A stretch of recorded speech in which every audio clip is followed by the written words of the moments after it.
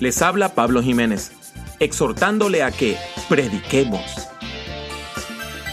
Le doy la bienvenida a este podcast dedicado a la predicación, el liderazgo y la teología pastoral. Esperamos que el tema que tenemos para el día de hoy sea de gran edificación a su vida. La iglesia a la cual usted asiste regularmente o la iglesia que usted pastorea en este momento está en proceso de deterioro. Esos son procesos sumamente difíciles y hoy en Prediquemos queremos darle consejos prácticos para entender por qué mueren las iglesias. Volvemos con este tema después de este mensaje. El futuro de una iglesia local, de una denominación o de una institución religiosa sin fines de lucro depende en gran medida de la calidad de su liderazgo. Por eso, si usted desea alcanzar sus metas ministeriales, debe prepararse debidamente para obtener esos logros. Usted desea un programa de educación teológica que sea excelente en términos académicos, accesible en cuanto al lugar y horario de los cursos y módico en el aspecto financiero. Excelente, accesible y módico. Así es el programa de ministerios hispanos del Seminario Teológico Gordon Conwell. Excelente porque contamos con una facultad reconocida internacionalmente. Accesible porque ofrecemos cursos intensivos en inglés y en español en distintos puntos de los Estados Unidos, América Latina y el Caribe. Módico porque nuestros estudiantes reciben una generosa beca que facilita su acceso y permanencia en el programa. Por medio del programa de Ministerios Hispanos, usted puede obtener una maestría en artes en liderazgo cristiano. Y si no tiene un bachillerato o una licenciatura que le califique para la maestría, puede solicitar admisión a nuestro diploma en liderazgo cristiano. Si termina este programa de manera exitosa, podrá pasar directamente a nuestra maestría sin perder ninguno de los créditos obtenidos. Para más información sobre este programa, escriba hoy mismo a ministerioshispanos@gordonconwell.com, ministerioshispanos@gordonconwell.com o llame al 978-646-4302, 978-646-4302. La muerte de una congregación siempre es algo trágico. Es triste ver cómo una iglesia que ha servido a Dios y a la comunidad con fidelidad cierra sus puertas de manera permanente. Eso nos lleva a considerar toda una serie de preguntas. ¿Por qué mueren las congregaciones? ¿Cuáles son los factores que llevan a una iglesia a cerrar? ¿Cómo podemos evitar el deterioro que lleva al cierre de una iglesia local? Pasemos, pues, a explorar estos temas. La razón principal por la cual cierran las iglesias locales es por la falta de visión. Cuando una congregación no ve con claridad el futuro que Dios prefiere para ella, vive sin sentido de visión y sin sentido de misión. Con tristeza reconocemos que esa iglesia local, que carece de una visión clara, está destinada a cerrar.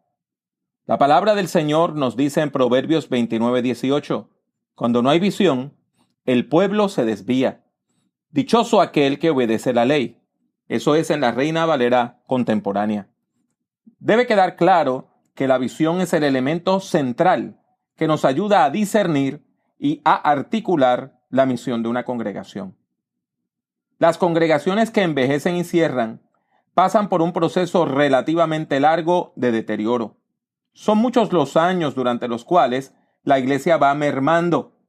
Esa merma, en la mayor parte de los casos, ocurre poco a poco, aunque en ocasiones puede ser súbita y hasta estrepitosa.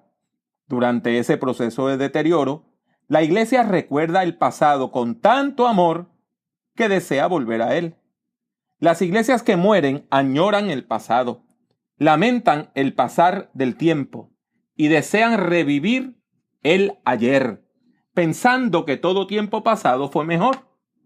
El problema es que es sencillamente imposible caminar hacia el futuro mientras se mira al pasado. El pasado no puede ser nuestro héroe. Las congregaciones cristianas que cierran sus puertas no solamente añoran el pasado, sino que se aferran a él. Esas congregaciones quieren seguir empleando exactamente el mismo estilo de adoración que adoptaron 25 años atrás. Se niegan a revisar los horarios de reuniones, aunque cada vez tengan menos asistencia. Se niegan a abrir cultos nuevos, aunque el liderazgo pastoral esté dispuesto a hacerlo. Se niegan a utilizar himnos nuevos, aunque la mayor parte de la congregación haya olvidado o nunca haya aprendido los cánticos tradicionales. Continúan reuniéndose en edificios inadecuados, en algunos casos con poco o ningún estacionamiento, y en otros casos con instalaciones que no son accesibles para personas con impedimentos. Y cuando estamos hablando de la comunidad hispana en los Estados Unidos, estas iglesias se niegan a adorar en inglés, lo que obliga a la juventud a irse a otras congregaciones. El problema es que llega un momento donde estas congregaciones prefieren morir antes que cambiar. ¿Por qué? No solo porque se aferran al pasado, sino porque el deterioro que experimentan afecta todas las áreas de la vida comunitaria a la misma vez. Desde el edificio donde se reúne la iglesia hasta la vida de oración de cada miembro de la iglesia se va deteriorando. Desde las relaciones entre las familias que componen la congregación hasta la actitud hacia el pastor o la pastora de la iglesia, todo se deteriora. Además de las relaciones entre las personas que forman parte de la congregación, también se deterioran las relaciones de la iglesia local con la comunidad que les rodea. Cuando esto ocurre, también se deterioran las esperanzas de quienes, anhelando un cambio positivo en la comunidad de fe, deseaban permanecer como miembros de la iglesia. Llega un momento cuando entienden que, para preservar su salud espiritual, tienen que irse. Tienen que asistir a otra congregación. El deterioro que sufre la congregación es tan cruel que el liderazgo comienza a preocuparse más por la supervivencia de la iglesia local como institución que por la efectividad del ministerio que busca satisfacer las necesidades espirituales, emocionales y físicas de las personas que componen la iglesia. Todo esto provoca una actitud defensiva de parte de la iglesia, actitud que bien puede llevarle a considerar el mundo que le rodea como un enemigo. Cuando uno llega a este punto, la comunidad circundante, en vez de ser nuestro lugar de misión, se convierte en un lugar hostil que tenemos que evitar. Por esta razón, las relaciones con la comunidad pueden llegar a ser muy tensas. Esas tensiones con las personas, las familias y las instituciones vecinas se manifiestan en dos actitudes negativas. Por un lado, algunas personas de la comunidad circundante ni siquiera saben que tienen una congregación cerca. Es decir, ni siquiera saben que la iglesia existe. Por otro lado, hay gente en el vecindario que conoce la iglesia, saben dónde está el templo y quizás hasta la visitaron en el pasado. Sin embargo, estas personas no se sienten bienvenidas en la iglesia y por eso nunca volverán a visitarla. Cuando se llega a este punto, la congregación demuestra tanto con su discurso como con su conducta que les importa más aferrarse a sus tradiciones religiosas que alcanzar personas nuevas para el reino de Dios. Lo triste es que las iglesias en deterioro llegan a decir abiertamente que no desean crecer. Hasta sus líderes y representantes institucionales expresan a viva voz un prejuicio en contra del crecimiento de la iglesia. Se la pasan criticando a todas las iglesias grandes y a todos los pastores y todas las pastoras que tienen éxito ministerial. Y hasta critican a las personas que, como parte de la feligresía, desean ver crecer su congregación.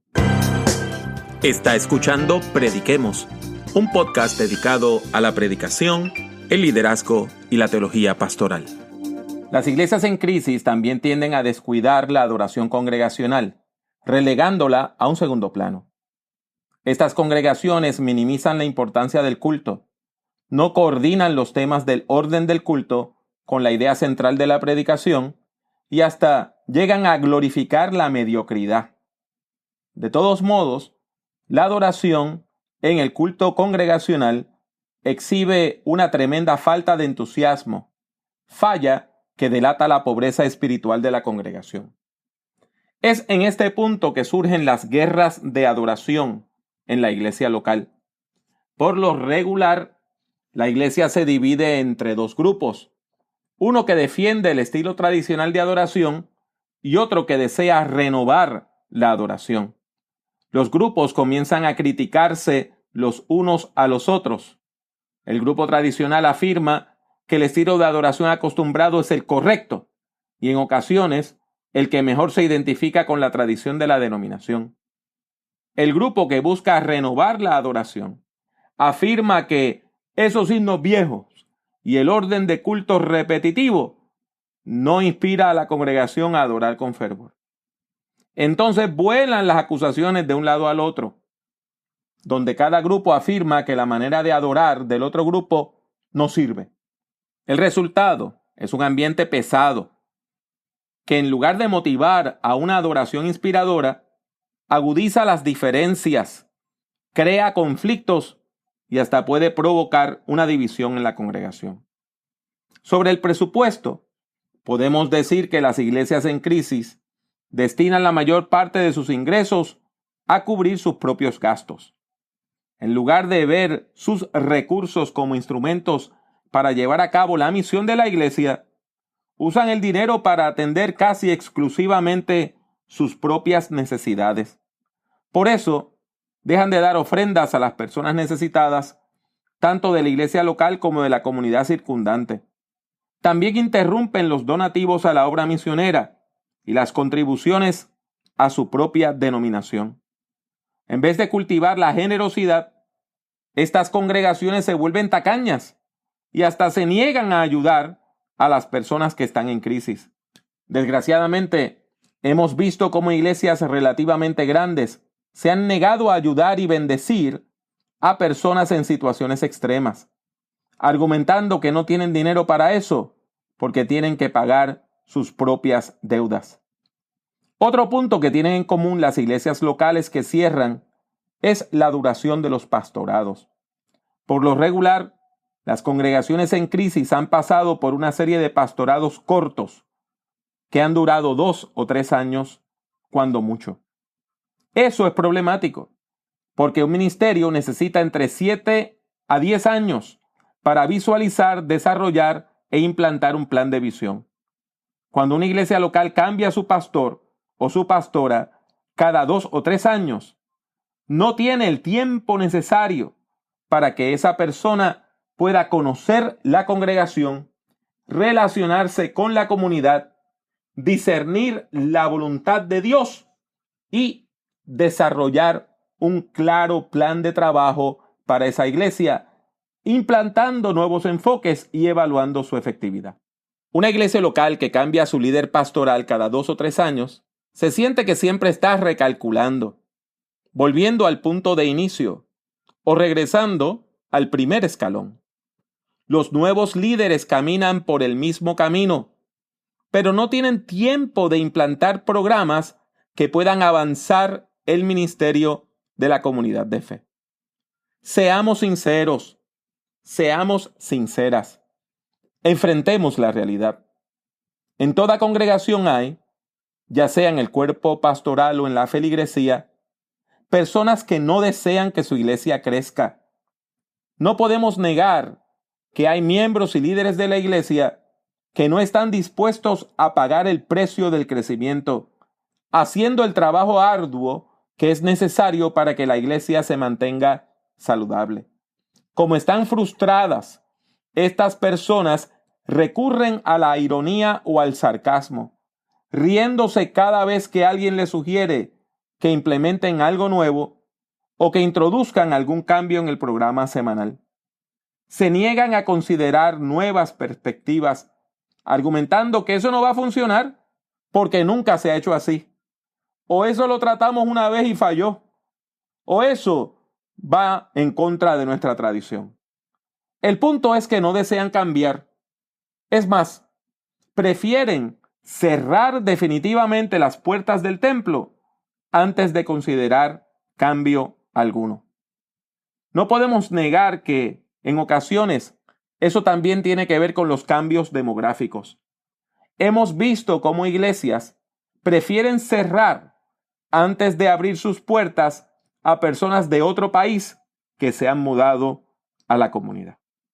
En conclusión, podemos decir que hay un criterio sencillo que puede ayudarnos a evaluar la situación de nuestra iglesia local.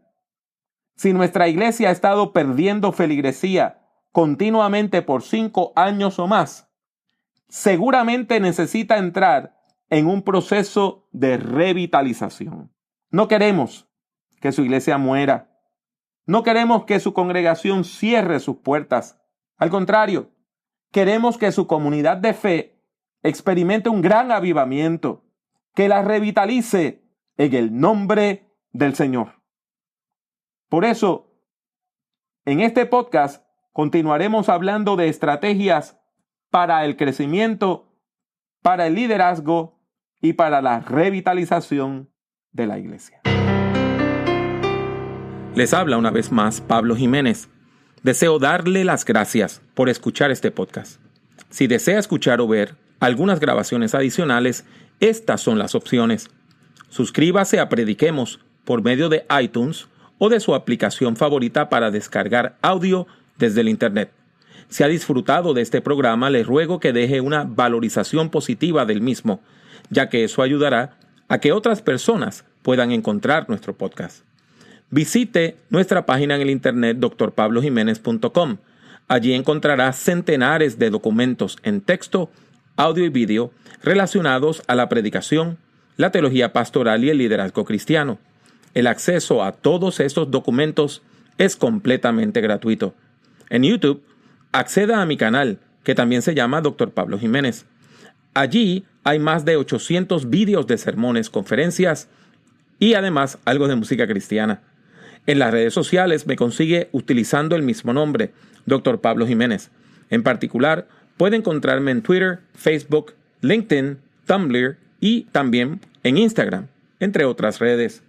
Y si desea comprar algunos de mis libros, tales como Principios de Predicación o Predicación en el siglo XXI, tiene 2 opciones.